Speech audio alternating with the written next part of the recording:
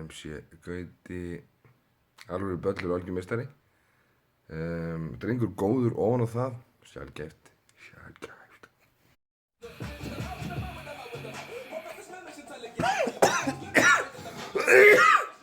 En ég og MC Gauti, we go way back og hann samdi þetta lag í eftirparti með mér.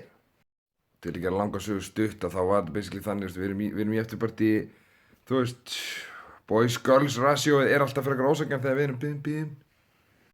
Það var 7, 8, 9, 10 stelpur þarna. Veikasti lekkurinn var svona mild 8, þú veist, alla gorgeous bara. Og það er svona, alltaf dresscode. MC setur alltaf dresscode, of vel klæddur og getur dullæðir út. En alltaf í þessu partí, það var bara gaman og svona, það er ekki að fara til dítailin hvað var, bókstaflega í gangi. En sem kviknar í. Fötin hjá stelpunum voru á hellinni frammi og upp á því spratt eldur, við erum vel svona innilokuð.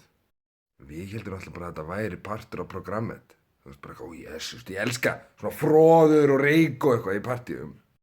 Sem basically bara líður yfir alla og reykæturinn og okkur sér. Ég þá basically að bera alla stelpunar og MC Gauta úr partíun, bjarga lífið þeirra.